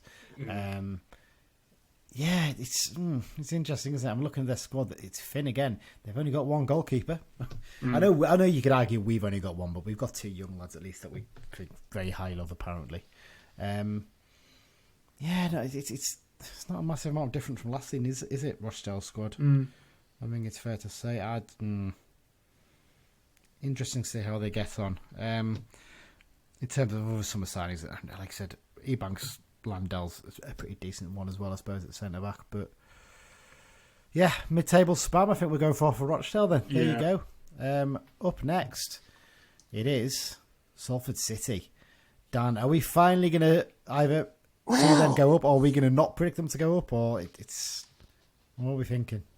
They've been a disappointment since they came in the league. I'm sure they'd be the first to admit. Yeah. And they've got a very small squad. I think they've still got more to come in because they've only got about 18, 20 players. But I've been quite impressed with a couple of the signings. I mean, obviously we know all about Elliot Watt. Yeah. Stevie Mallon, I think that's a brilliant signing for them. He's actually come from Yeni Malatyaspor in Turkey. Where was he up for that? He was at St Mirren, then he went to Barnsley. It didn't really happen. And he was at Hibs for 3 years. He's a good midfielder who gets the odd goal. Elliot Simos is an interesting one. He's a winger, and he plays for Angola. He actually started out at Benfica and Sporting and turned out for FC United before and moved to Barnsley. And he got picked up by Nancy in France, but now he's at Salford. Is he just a groundhopper or something? Like a ground. I think his agent loves like a commission. Yeah, I bet for every time he moves. Well, they've paid money to get Ryan Leake from Burton. Yeah. That was undisclosed. And you look at the outgoings, and they've got rid of a lot of dross. I mean, a lot of dross when you look at it, because they're all signing for Oldham, Morecambe, Rochdale type. I mean, you'd argue Henderson was a good player, and it just maybe what they're trying to do. They're trying to almost cut the cloth a bit better, aren't they? They're trying to be a bit more sensible in the way they sign players now, aren't they? Rather than just throwing money at some of the bigger players in the division. I mean, as you mentioned there, Henderson, obviously he's gone back to Rochdale. It's fair enough. I mean, Elliot Simos, there was a video of one of the worst penalties ever from him. And it was one of them. He did one of them funny run-ups, and it probably went about 10 yards wide of the goal. Nothing better than that, is there really? Yeah. But yeah, it's a fair point. Don't I mean, like I said, there's a lot of bang average players they've basically got rid of, and I actually think they might do a little bit better than they have done, but I don't think they'll be top 3 certainly. But I think they've got an outside chance of the playoffs. Oh, interesting. Okay, so you're going for that. Depending on who they bring in, because they definitely need a couple more. But I mean, Finished 10th last season. Their odds are 8-1. They're third favourites joint with I can't remember who else is joint third favourites. Might be Mansfield actually. That seems a bit generous, doesn't it? I think, as you said there, I think they will do better, but I can't see them being top three. Quick thoughts before we move on the manager, Neil Wood. Interesting appointment, isn't it? Manchester United under-23 manager, wasn't I always remember signing him on football. It was like Championship Football Manager all the time for Man United's reserves and stuff like that. So yeah. He was a good goal scorer, he was. But yeah, never really made it as a player, did he? Really interesting move, isn't it, to go from Manchester under-23 to... I mean, obviously, you know the connections and stuff, but it's a risky move from them rather than go for an experienced manager who knows the division. But I would have thought with him that they'd have got a couple of Manchester United loanees in by now. I wonder if they haven't yet. I wonder if Man United, obviously with Eric Ten Hag going there, that basically they're just waiting. They want to have a good look at the young players there because a lot of them have actually gone out with the squad to Australia and stuff like that. I think this summer. I was wondering if that's one for us maybe, and maybe not till January that Simo could have a word with good old Steve McLaren and say to him, any chance of a young lad coming here? I'm sure we will get some at some point in the future if he's still there as assistant manager. Yeah, I think I agree. I think they'll probably do a little bit better than last season. It'll massively depend on whether they can get a couple more faces in, I think, before the season starts, because it is a small squad. Again, another club that they've only got one goalkeeper signed up at the moment. So a lot of these clubs are taking a bit of a risk, aren't they? I think it's fair to say. There must be a lot of jobbing goalkeepers out there at the moment just desperate to get a move somewhere, because a lot of these clubs just aren't signing them by the looks of things. Up next, it's me, I think. It's Stevenage. Team that finished just above Barrow last season in 21st place. I think they're going to do a lot better this season. And I think it's partly down to the manager they've got in. As much of it, he's a reprehensible character at times, he's a very good manager, Steve Evans. Can't be doubted. He at Gillingham, you're looking maybe, he struggled there a bit. But it feels like he's been given a bit of a free rein at Stevenage to bring in the players he wants and make the changes he wants. I mean, in terms of squad changes for a club this season, a huge turnover there. 10 new faces have come in, 16 departures over the summer. Now, that doesn't even include loan players going back and that kind of thing. Working with a slightly tighter squad this time round, I think, by looks of things, in terms of those players going. Pre-season, they've had some cracking... I'll tell you what, you talk about glamorous pre-season friendlies, Dan. How about this opening friendly for Stevenage on the 2nd of July? Travel to Jersey, to St Helier, to face Jersey Bulls, beating them 4-0 in pre-season. Disappointingly, Jersey Bulls are not going to be in the FA Cup, are they, this season? I think we saw something about that. They originally were going to be in it, but they've pulled out, sadly. That's a real shame. But yeah, so they've had some... I mean, they've beat West Brom 2-0. They beat Derby County 1-0 as well. They drew 1-1 with Peterborough. They haven't lost a pre-season game. They've had a couple of draws against Peterborough, as you mentioned there, and Peterborough Sports, but I suspect the Peterborough Sports one might have been a Stevenage 11 rather than a first team one. But yeah, I just have this feeling when you look at the squad they've got, they're going to do a bit. I mean, Pierre Gianni, you might look, you signed a player there from Oldham, but I think we all agree he's a decent player at this level, isn't he? He was one of the better Oldham players. Good centre-back. Aaron Chapman, he's brought in from Gillingham. He must be someone he knows, so he's clearly someone he trusts. So there's a chance he's going to be good. Bostwick, obviously, he was on loan there, wasn't he, I think, at the end of last season for Burn. He's signed permanently. Danny Rose. Wasn't so great for Northampton against us last season, but he always scores against us, doesn't he? Whichever club he's at. So he's one. I mean, Max Clark from Rochdale, I think he seems to have been being quite decent. Dan Sweeney from Forest Green, he's been there for a few years and done really well there. Couple of lone players that we're not going to know too much about, obviously, from Aberdeen, Fulham and Norwich. But they cleared a lot of deadwood out, didn't they? I mean, Scott Cuthbert left there after so many years. Ben Coker's one and Luke Prosser we went on about, but they barely played. It feels like they've cleared the decks here to get a bit of money in to bring these players in. And I wouldn't be surprised if there's a couple more coming before the end of the window. I don't know what your thoughts are on this one, Dan. Do you think they can do a bit better? I think they can do better. Yeah. I don't think they're good enough to challenge top 7. Go on, where are they going to finish? Are they going to finish there? 13th. Oh, come on. But there you go. I genuinely think they could do a lot better than last season. But then again, I did think that last season with them, I think I put them down with a dark horse then, so I need to be very careful about what I think when we do the predictions in just a minute or two. I think they're going to do better. Mike, any thoughts on that as well? Yeah, I think that.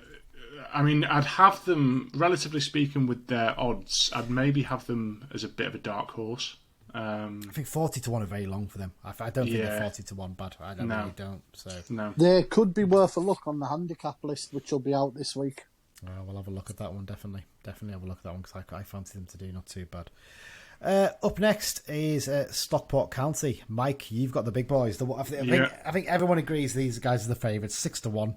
The bookies, pretty much every bookie's got them as favourites. Finished first in the National League last season as champions. Didn't quite run away with it in the end. Wrexham did nearly catch them, but obviously didn't quite work out. But with the money behind them, surely they're going to be right up there, aren't they?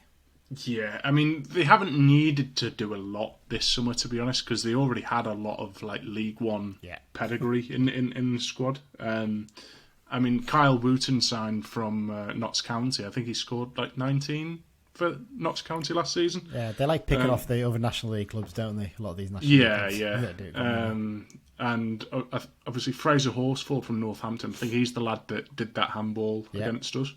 Which again cost them a top 3 place. That.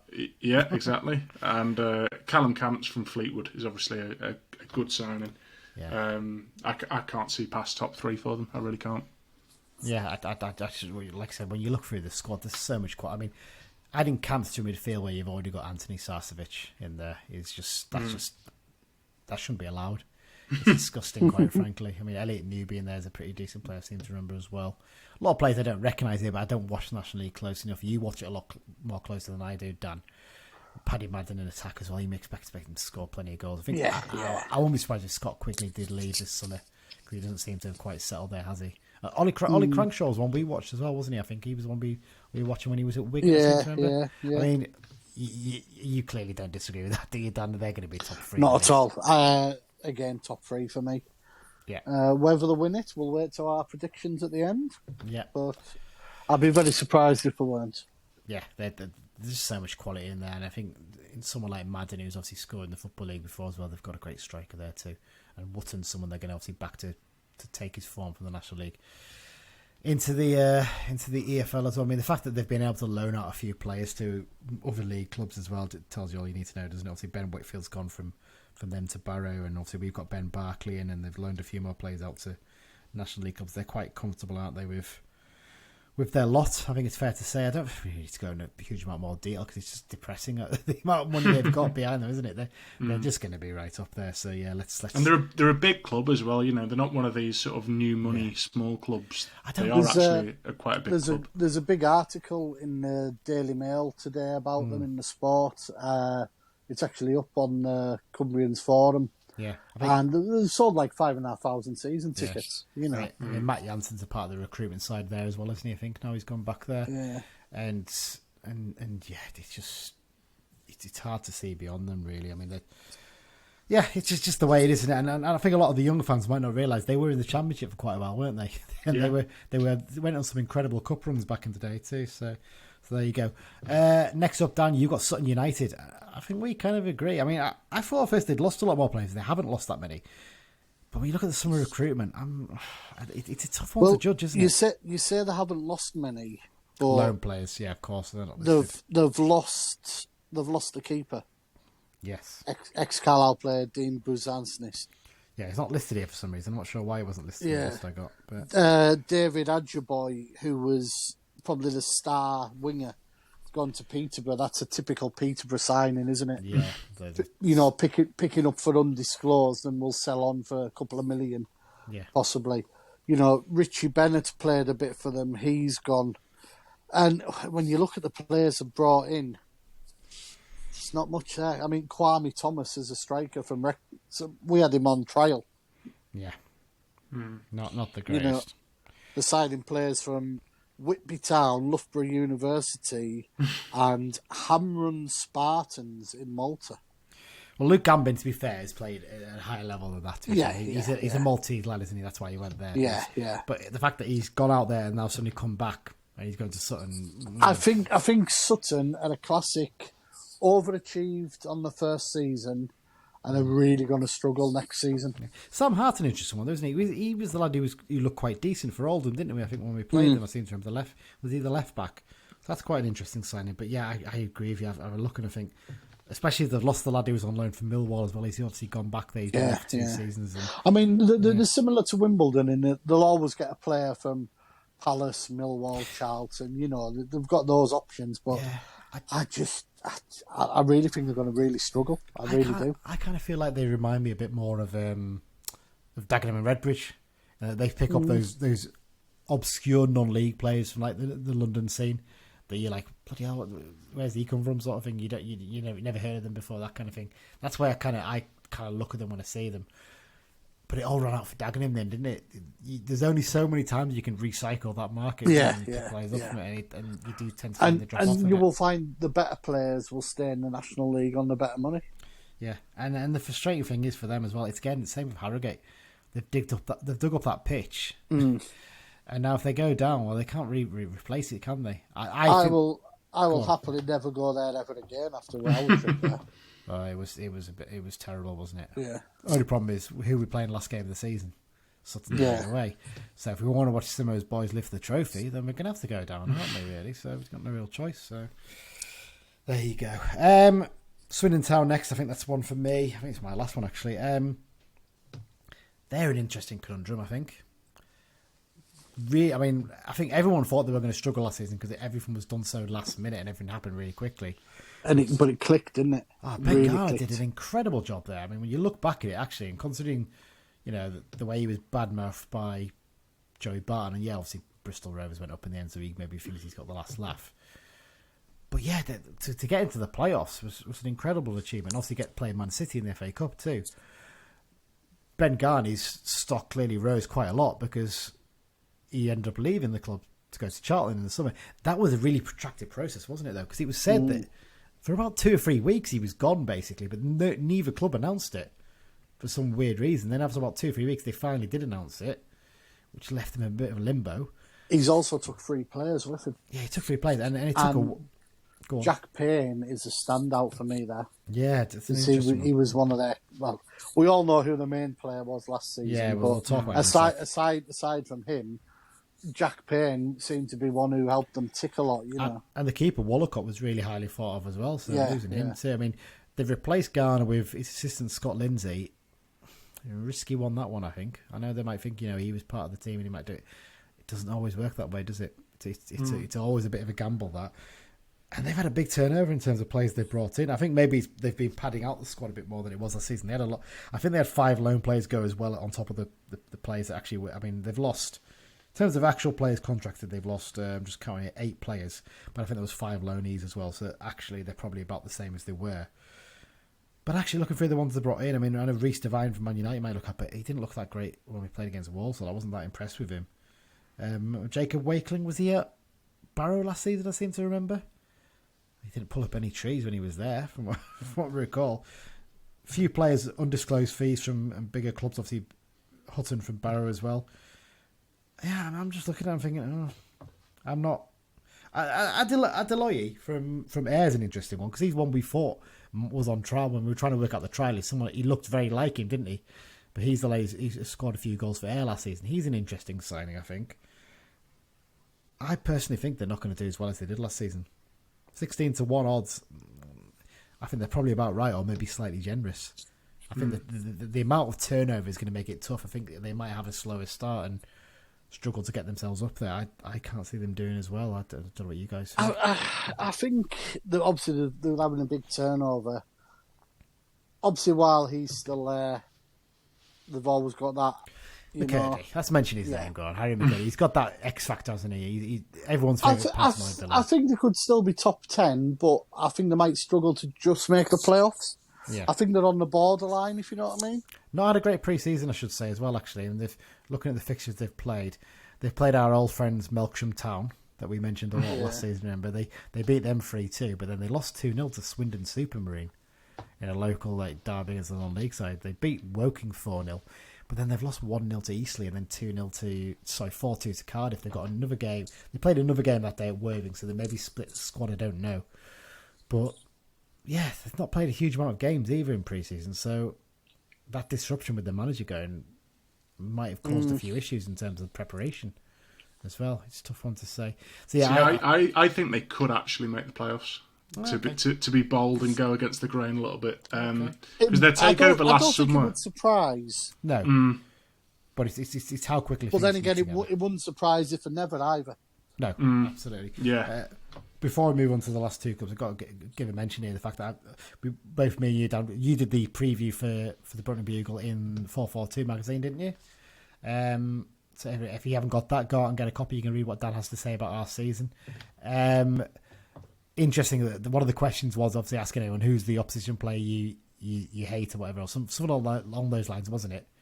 And interestingly, Harry McCurdy was mentioned by about 90% of the fans on it. Yeah. So there you go.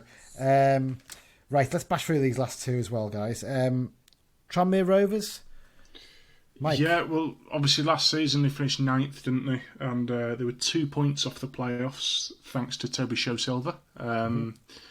And yeah, I mean, at the start of last season, I questioned where the goals were going to come from.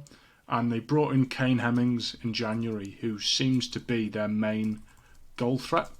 But for me, I think if he gets injured, I can't see where their goals are coming from so much. They're quite reliant on him. Yeah, I'm looking through the signings, and there's no John Nolan and Paul Lewis are interesting. Well, Paul Lewis obviously coming back. But yeah, the rest, it's much of a muchness. It's hard to judge, isn't it? Because you don't quite often you see these names, you don't actually know anything about them, so you don't know if they're going to be good players or not. But yeah, in terms of they cleared a lot of deadwood out. It's probably fair to say. Obviously, the likes of McManaman, Spearing, Knight, Percival, Maynard. Who signed for Kidderminster? Who was that signed for Kidderminster? Sorry, Knight Percival. Oh, did he? Oh, okay. Oh, interesting on that one. I mean, he's coming towards the end of his career now, isn't he? I think it's fair to say. But yeah, they've cleared a lot out. I suppose they've got a good manager in Mellon, and that's the one thing you'd maybe back to help them a little bit there. But they're 16-1 again. I think it's probably about fair, maybe a little bit generous. I would say top half. I personally can't see them making the playoffs. I know some people are maybe tipping them to, but I can't see that. I think they need a couple more signings, don't they? I think maybe to give themselves a chance of doing it. So yeah, I think we're in agreement on that one. And the final club up, Walsall, done. Interesting summer for them, isn't it? With the money coming from Poundland. Big turnaround. Players out, a hell of a lot of players in. Mike Flynn obviously took over in February. They finished 16th last season, and I think they're going to improve, but similar to Tranmere, I don't think they're just quite good enough to get top 7. Yeah. The top 10 wouldn't be a surprise, but they've made some strange signings. Obviously, we know Joe Riley went there, but Brandon Comley going in there. Well, we had him on trial and we decided he wasn't good enough for us last and season. Went to Dagenham. Just Peter Clark from Tranmere, I mean, Christ, what age is he now? 40. He turns 41 in January. Yeah. So yeah, but I mean, you say that he played pretty much every game for Tranmere last season, didn't he? So he's still and he links up with Manny Monta, who was with him at Tranmere. So I wonder if there's a little bit of a thinking there, possibly. Yeah, I don't know. I mean, Riley's one of those ones we were sort of in agreement, weren't we? We were a little bit disappointed he's gone, but not that fussed really, were we? And seeing what we brought in, I'm fairly happy now. I'm not really that bothered. Yeah. Yeah, a real mishmash of signings, I think it's fair to say. I agree with you. I think they'll do a little bit better. I think this mid-table in League 2 is going to be jam-packed this season. I think it's fair to say. I think the big thing for them is having someone like Mike Flynn in charge, isn't it? He's got fairly decent contacts and did a great job at Newport. That might be the thing that lifts them to the next level, possibly. So there you go. Well, that's all the clubs covered. So it's the only thing left to do, guys, is do our predictions for this season. People might have got a slight idea from some of them there, from listening to what we've got to say. So let's start up with the general predictions before we do the Cali United predictions. So first up, who do you think are going to be champions this season? Dan, you go first. Northampton. Oh, wow. I did not see that coming. Oh, wow. Okay, Northampton. What are you going for, Mike? Northampton. I'm genuinely surprised. I thought you were both going to say Stockport Knight, which is the club I've picked. Okay, fair enough. No, that's. I wouldn't disagree with that because you'll find out in a minute. What we're going to go for the other two promoted teams? Stockport. Okay, yeah. And I really don't know on the third one. I've got about 3 teams altogether. Yeah. And they are Mansfield, Bradford. I just don't know. I'll say Bradford, but Okay. I wouldn't be surprised if I never. Okay, fair enough. Mike, what are you going for? I laugh then because I had Stockport and Bradford as well. Oh, well, there you go. Funny enough, I've gone for Northampton Town as one of my other promoted teams and Mansfield Town. So we're all fairly similar there. You know, we're not too far off, are we, really? Okay, then let's get on to the playoffs now then. Mike, you can go first this time. Who do you reckon you're going to go for the playoffs? So I've gone for Mansfield, Swindon, Doncaster and Walsall. Okay, that's interesting. It's a little bit bold, I know, but yeah. Okay, interesting choices there.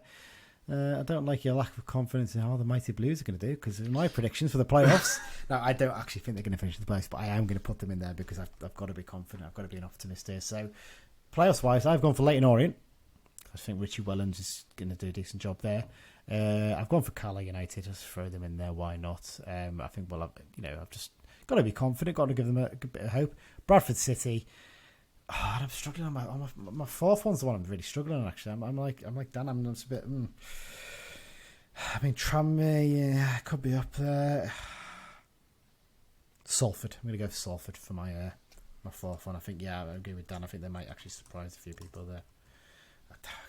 That prediction keeps slipping down every season from them being top 3 to being whatnot, don't they? So yeah, well, I think Salford for me, the bookies set the odds low so that people think, oh, Salford, I saw that Class of '92 documentary, and their odds are low. They must be really likely to go up, but they're not. No, they're not. There you go. Right, Dan, your playoff predictions?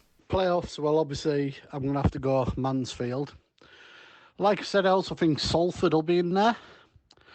And then I struggle because while the top of the division is very, very strong, I think there's a big group of averagey teams. I was always going to put us in. And one more, I'm going to elevate Doncaster. I think Doncaster, like we said, I think they'll be the best of the relegated teams.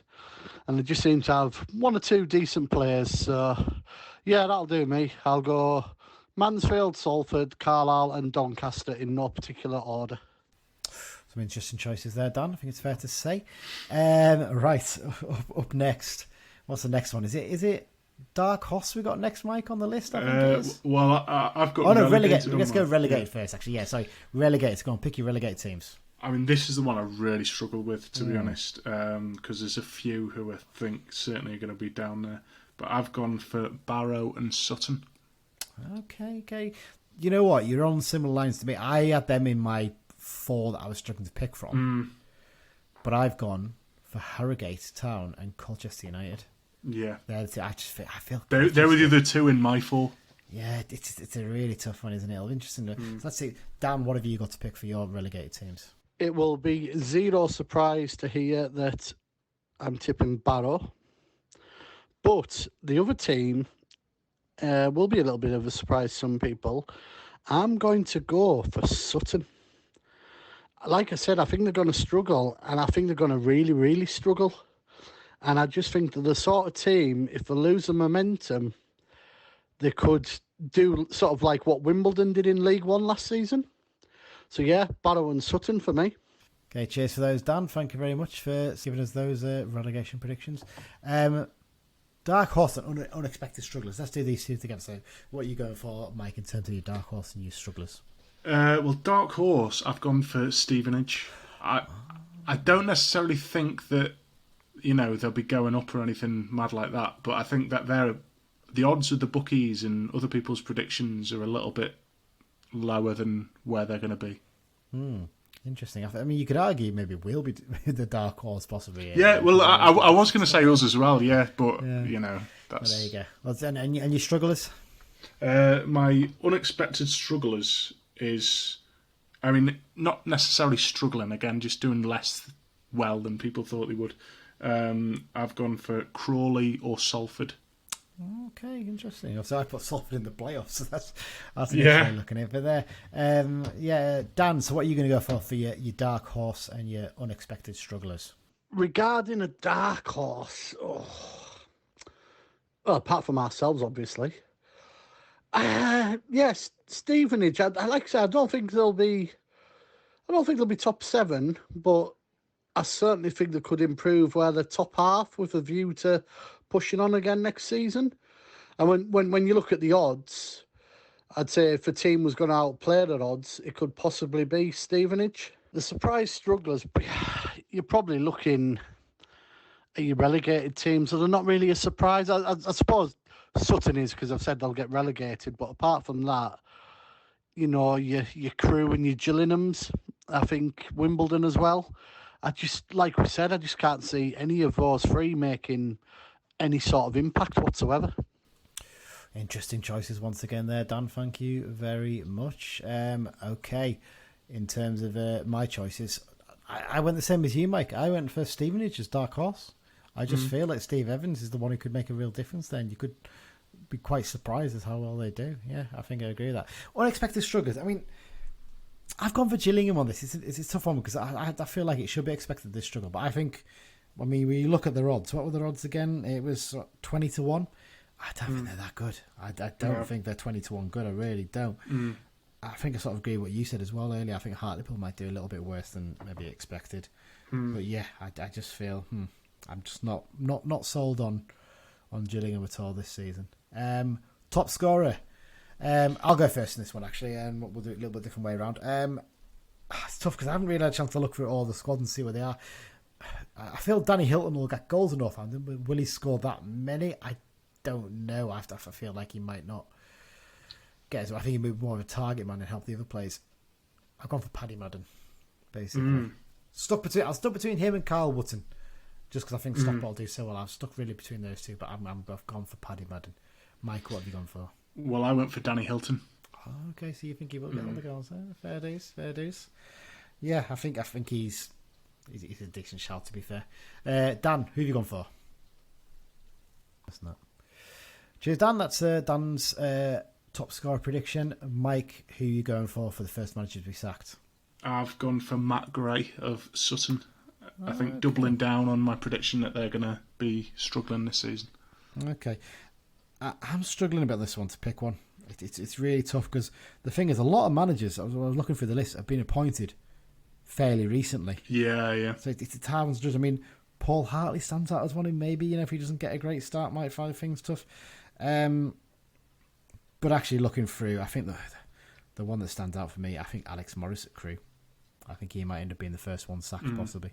Close call between him and Wayne Brown at Colchester. It's a tough one to pick which one. So they're ones I've gone for. Dan, who do you reckon is going to be the first one for the chop this summer? Or this season, sorry. I'm going to stay on the Sutton theme and go with Matt Gray to be first manager. I just think if they do start badly, they'll want to address it quickly. Like I said in the preview, I'm not impressed by the signings, and I just think it's going to be a bit of an annus horribilis, however you say it, for Sutton. So yeah, their manager to go first. Interesting choices again, Dan. Interesting to see what happens there. On to the Car United predictions now. You could do these all in one go if you want, Mike. Obviously, we're going for top scorer, player of the year, and the most improved player. Who do you think these are going to be? And also, you can obviously say as well where you think Carlisle will finish. Actually, if you'd like me, you haven't gone for the playoffs. So okay. Well, I've gone top scorer Amari Patrick, player of the year Owen Moxon, and most improved player Brennan Dickinson. And I reckon. Go on. Yeah, go on. Well, I was going to say, I think we'll finish out. I think our team. I think we could assemble a team that is good enough for the playoffs, but I'm not convinced by the amount of depth that we have. Okay. So I think we'll finish about 8th or 9th. Oh, okay. I'm very similar to you. My player of the year and most improved are the same. Owen Moxon and Brendan Dickinson. Top scorer that I've gone for Ryan Edmondson. I just feel like he'll get a few more. I think Patrick will end up being a little bit more of a provider next season, which is not a bad thing, really. And obviously, I predicted we'll finish in the playoffs and we'll win it as well. We'll go up to League One, it's fine. Finally, then, Dan, what's your Car United predictions for this season? My top scorer for us, I want to go Christian Dennis. Not just because he has the shades of Ian Stevens, but Edmondson will get goals, but he's also a bit of a target man. Patrick will get goals, but he'll also drift out wide a bit. I just think I love a fox in the box, and that's what Dennis is. And I think he's going to be fully fit as opposed to when he joined us. I just think he's going to get chances, even if he's coming off the bench in games. I think, he'll maybe come on at 2-1 and grab that third to seal the win, that sort of thing. So I'm going to go for Dennis, but I think it's going to be an interesting competition between him, Patrick and Edmondson. And even Toby from the bench will get the odd goal. He's shown that at the end of last season. So, yeah, but Dennis overall for me. There's only one player of the season, and it's going to be Sir Morgan Feeney. I just hope we sign him onto a longer-term deal early in the season, because he seems to be over his fitness issues that blighted his early part of his career, and he's just looked a colossus. I mean, he was given the captaincy yesterday at Morecambe. That's a big sign. I think this is going to be a massive year for Morgan Feeney, so he's a clear player of the year. Most improved, why not make it a hat-trick? I'm going to say Dickinson too. There's obviously a reason why Paul Simpson offered him a contract when a lot of folk thought he would be gone. Left wing back possibly, could be the making of him. I think he'll have a point to prove, and as all three of us have said now, the floor's there for him to make the impact. Well, there you go. That's it. That's all the predictions sorted. We'll get them written down. We'll try and make sure we can remember that how we do over the season. I mean, last season it was appalling, wasn't it? I think we got 1 or 2 right, wasn't it? I think I was maybe the one who got 1 more than everyone else, but that was nothing to crow about, I think it's fair to say. And that's it for this special episode. Thank you once again for listening. In terms of upcoming episodes, we still haven't quite got that interview episode secured yet, but I'm hoping to have something signed off on that tomorrow. Hopefully get that sorted. It'll be a crack if we can get it done really for the start of the season. I think you'll all really enjoy it. Just trying to line up times with the person who's going to do it really, and making sure it fits in. But beyond that, obviously we'll have the preview episode next week. Mike, we're not sure if you're going to be able to make it onto it. We're going to try and fit in a time to get all 3 Probably not, no, because I'm working all week. But obviously I'll be at the game on Saturday, which I'm looking forward to. Yeah, when we're hoping to get maybe do a little bit of a recording on the way up as well. We're going to be on the train. Bit of a mad journey for us because none of the northern trains are running, so how we're going to get home and stuff we haven't quite worked out yet. The Avantis are running those. That's the important thing, isn't it? There you go. Mike, thanks for joining me. Cheers. Dan, thanks for joining me as well. Yeah, cheers for this episode. Been a good one. Good long listen for the start of the season. We'll no doubt regret our picks come May, but yeah, always good to do. Good to get it in the can. And that's basically it for this week's episode. Thanks once again for listening, and we'll join you soon. Up the Blues. Up the Blues. Up the Blues.